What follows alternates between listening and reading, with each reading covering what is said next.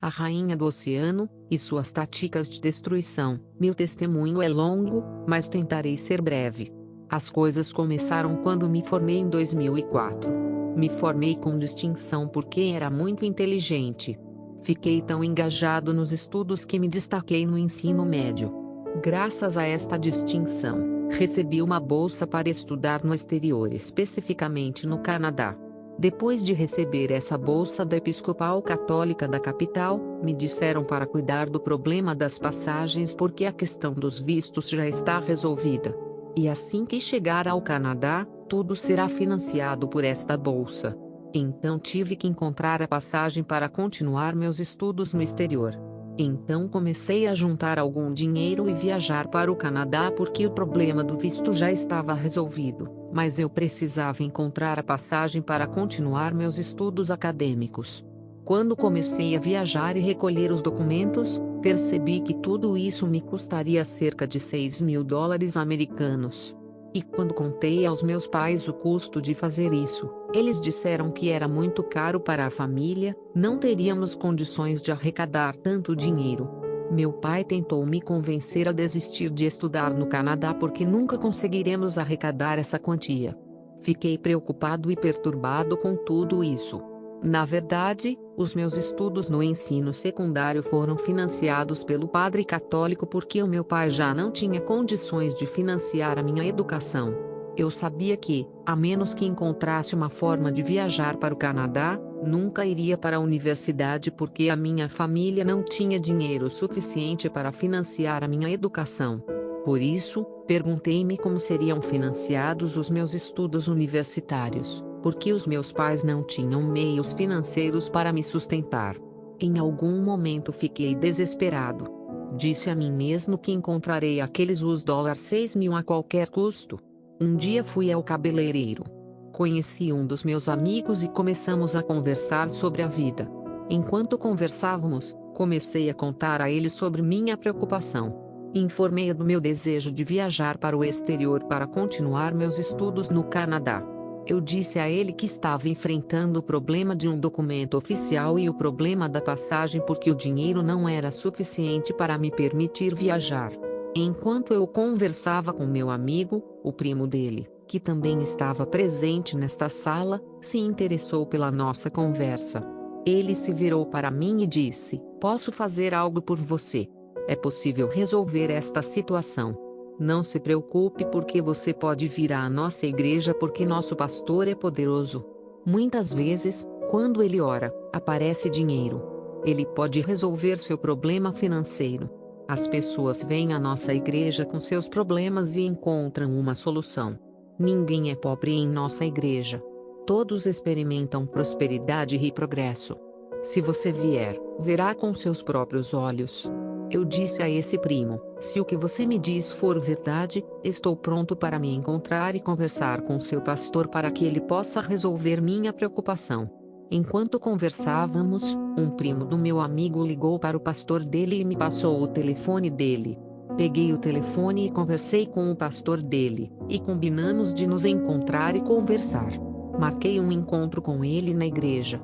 O pastor em questão me pediu para trazer uma semente de $50 quando eu fosse encontrá-lo, o que eu fiz. Mais tarde, quando fomos ver o pastor, este me mostrou que ele é um genuíno homem de Deus. Ele não é como muitos outros que recorreram à superstição e ao ocultismo. Ele disse que era um verdadeiro servo de Deus. Quando cheguei a esta igreja pela primeira vez, não pude suspeitar de nada de errado, porque eles usam a Bíblia como qualquer outra igreja e denominação cristã. Eles oraram em nome de Jesus Cristo como qualquer outra igreja. Achei que Jesus Cristo era o Deus que eles adoravam. Eu podia ouvir eles pronunciando seu nome, mas tive uma surpresa ruim lá.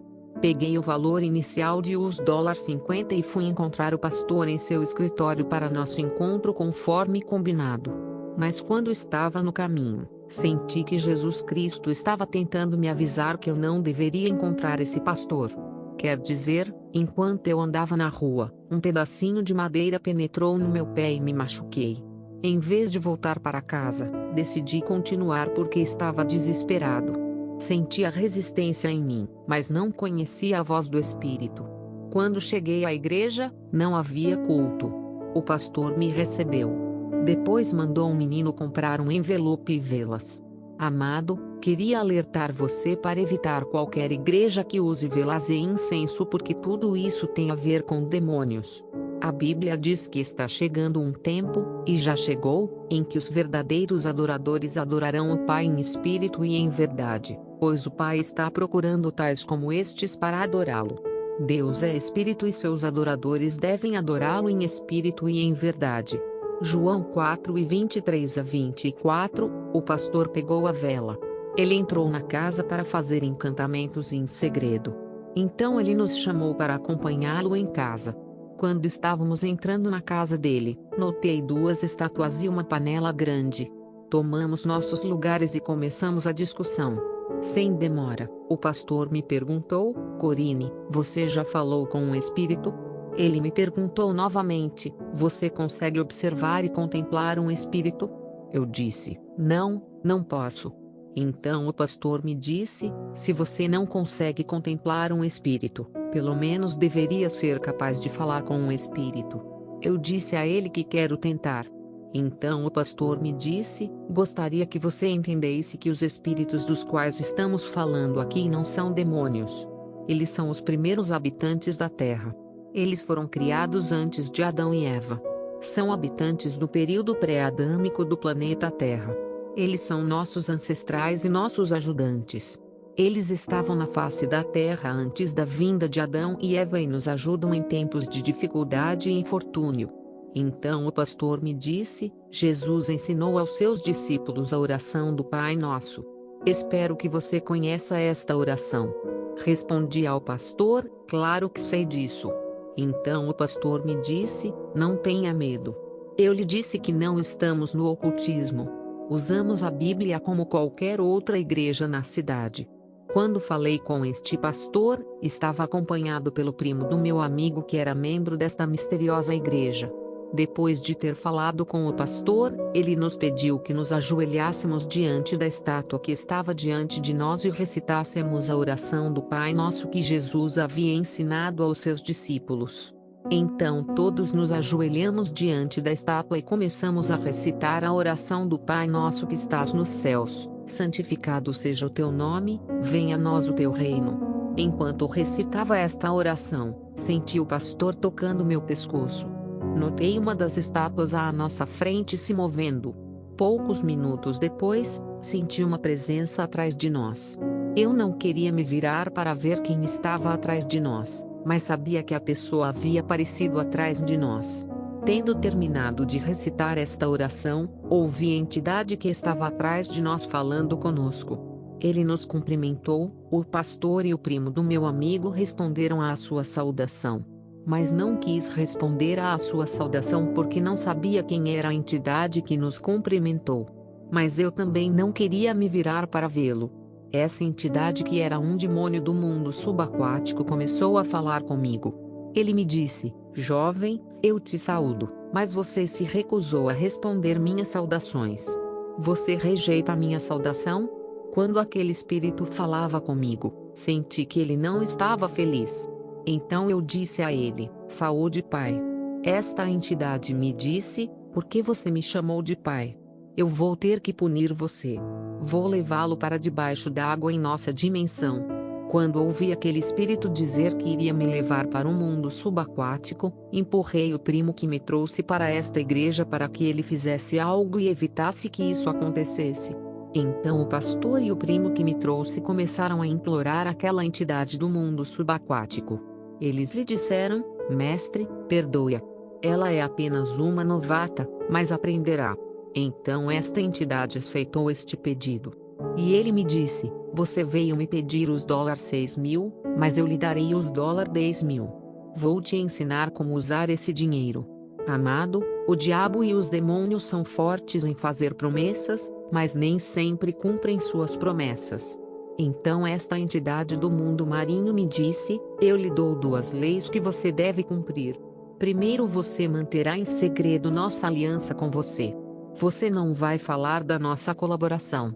Caso contrário, você sofrerá consequências. Por outro lado, você não frequentará essas igrejas evangélicas do despertar, especialmente a do pastor Claude.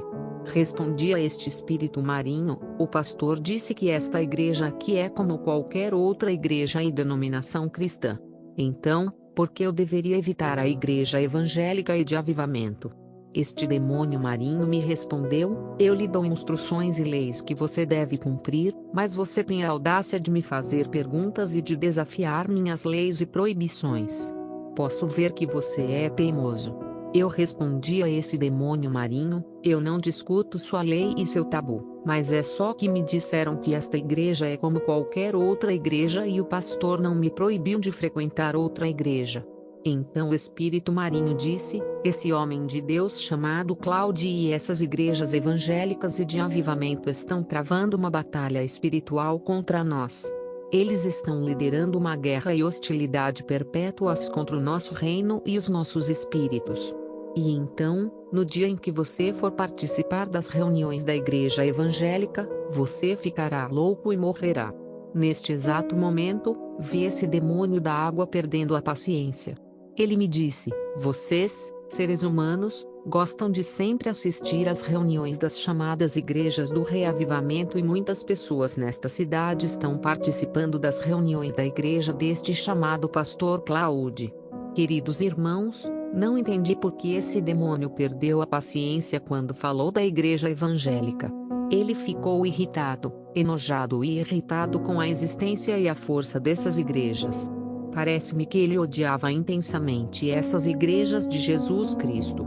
Após ter manifestado esta raiva contra a igreja de Jesus, este demônio começou a insultar o homem de Deus, pastor Claude. Ele o rotulou como um homem miserável e pobre que não tem nada. Ele me disse: temos dinheiro para lhe dar, mas esse pobre pastor daquela igreja tem alguma coisa para lhe dar? Ele me disse: não vá a essas igrejas. Então esse demônio me pediu para jurar. Tive que jurar na frente dele que nunca mais participaria do culto da igreja Reavivamento, e nunca mais iria à igreja do pastor Claude, e jurei manter em segredo o nosso convênio. Então o demônio me disse: se você for, ficará louco e morrerá. Você nunca deve divulgar nosso pacto com você. Aceitei e jurei manter o convênio em segredo e nunca frequentar a igreja do pastor Claude. Então esse espírito marinho me disse: porque você me manteve muito tempo na superfície da terra, você vai me comprar 4 perfumes. Você deve entender que quando o espírito da água como eu venha à superfície da terra, o perfume nos permite respirar bem. O espírito marinho me perguntou: você já esteve no mundo subaquático? Ele me disse: se você for para um mundo subaquático, não conseguirá respirar adequadamente, a menos que faça uma aliança conosco. E os espíritos do mundo aquático como eu não venha à superfície da terra porque não fomos feitos para viver na superfície.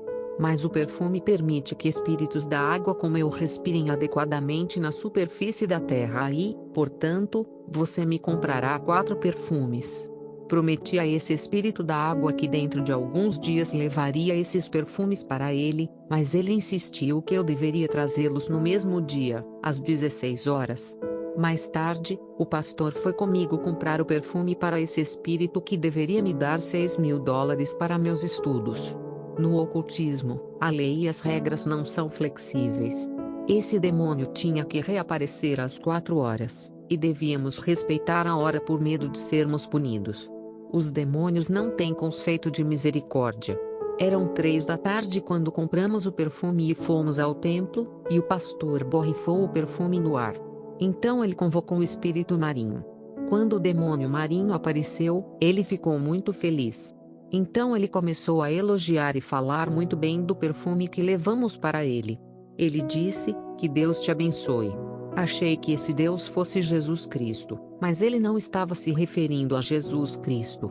Ele estava falando sobre Lúcifer, que é o Deus do seu universo e o soberano da sua dimensão. Existem universos e dimensões onde Lúcifer é Deus? Devemos entender que muitos perfumes são cheiros de sereias aquáticas.